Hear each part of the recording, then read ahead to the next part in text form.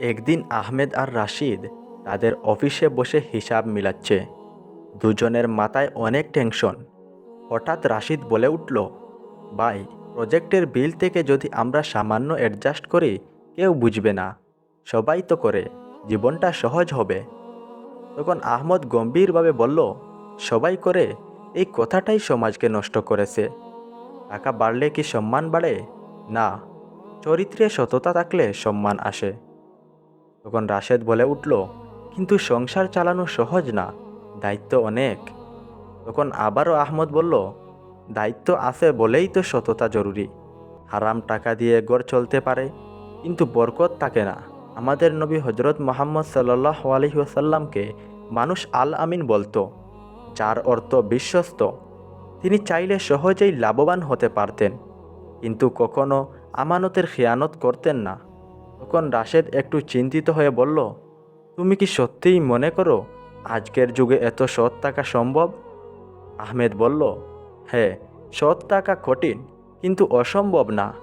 সততা মানে শুধু চুরি না করা না, অফিসের সময় ঠিক রাখা, মিথ্যা রিপোর্ট না দেওয়া, ঘুষ না নেওয়া, প্রতিশ্রুতি রক্ষা করা। এসব আলাপ আলোচনা শেষ করে দুজন বাড়ির দিকে ফিরছে। হঠাৎ রাস্তায় একটি ব্যাগ দেখতে পেল। রাশেদ সঙ্গে সঙ্গে বলে উঠল, এই দেখো, একটা ব্যাগ পড়ে আছে। তখন রাশেদ ব্যাগটি খুলে দেখে ব্যাগের ভেতরে টাকা ও কাগজপত্র। তখন রাশেদ উত্তেজিত হয়ে বলল, আল্লাহ নিজেই যেন সাহায্য পাঠিয়েছেন। আহমেদ কঠোর স্বরে বলল, না, এটা সাহায্য না, এটা পরীক্ষা। রাশেদ বলল, আরে কেউ দেখেনি, নিয়ে নিলেই তো হলো। আহমেদ নরম সুরে বলল, মানুষ না দেখলেও আল্লাহ দেখছেন।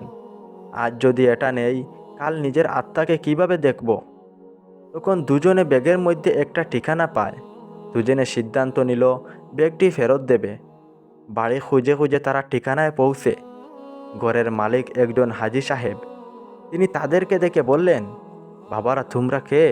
আহমেদ বলল, চাচা, এই ব্যাগটা কি আপনার? হাজী সাহেব আবেগে কেঁদে ফেললেন এবং বললেন, বাবা, এখানে আমার কর্মচারীদের বেতন ছিল। এটা হারালে অনেক পরিবার কষ্টে পড়ত। তখন রাশেদ নীরবে লজ্জিত হলো। হাজী সাহেব আরও বললেন, জানো, ব্যবসায় আমি 40 বছর কাটিয়েছি, লাভ ক্ষতি দেখেছি, কিন্তু একটা জিনিস শিখেছি, সততা হারালে সব হারায়। তখন আহমেদ বলল, চাচা, আমরা শুধু আমাদের দায়িত্ব পালন করেছি। তখন হাজী সাহেব বললেন, না বাবা, তোমরা সমাজকে শিক্ষা দিলে। আজকের যুব সমাজ যদি সৎ হয়, দেশ বদলাবে। তারপর আহমেদ ও রাশিদ মৌলানা সাহেবের কাছে গিয়ে বসলেন। মৌলানা সাহেব তাদেরকে বললেন, তোমাদের ঘটনা শুনেছি, আলহামদুলিল্লাহ, শুনে খুবই ভালো লাগলো। মনে রেখো, সততা ইমানের অংশ। তখন রাশেদ বলে উঠল, হুজুর, আমি প্রথমে লোভে পড়ে গিয়েছিলাম, তারপর বুঝেছি। হুজুর বললেন, লোভ আসবে, এটাই মানব স্বভাব, কিন্তু সিদ্ধান্তটাই বলে দে তুমি কে। তখন আহমদ বলল, হুজুর, আমরা বুঝেছি, সততা মানে শুধু বড় সিদ্ধান্ত না, ছোটো ছোটো বিষয়েও সৎ থাকা। হুজুর বললেন, ঠিক তাই, পরীক্ষায় নকল না করা, অনলাইনে প্রতারণা না করা, ব্যবসায় মিথ্যা বিজ্ঞাপন না দেওয়া, সম্পর্কে বিশ্বাস না ভাঙ্গা, এই সবই হলো সততার অংশ। আর মনে রেখো, হজরত মুহাম্মদ সাল্লাল্লাহু আলাইহি ওয়াসাল্লাম বলেছেন, সত্যবাদিতা মানুষকে নেকির পথে নিয়ে যায়, আর নেকি জান্নাতে নিয়ে যায়। কিছুক্ষণ পর রাশেদ বলল, আজ বুঝলাম, সুযোগ আর পরীক্ষা এক না। আহমেদ বলল, সততা হয়তো তাৎক্ষণিক লাভ দেয় না, কিন্তু দীর্ঘমেয়াদে সম্মান, শান্তি আর আল্লাহর সন্তুষ্টি দেয়। তখন হাজী সাহেব আবার বললেন, তোমাদের মতো যুবক থাকলে সমাজে অন্যায় টিকবে না। হুজুর বললেন, মনে রেখো, টাকা হারালে কিছু হারাও, স্বাস্থ্য হারালে অনেক হারাও, কিন্তু চরিত্র হারালে সব হারিয়েছ। আমার প্রিয় মুমিন ভাইরা, আমরা প্রতিজ্ঞা করি, অফিসে, ব্যবসায়, সম্পর্কে, সমাজে, সব জায়গায় সততা রক্ষা করব, কারণ সততার শেষ পরিণতি বিজয়।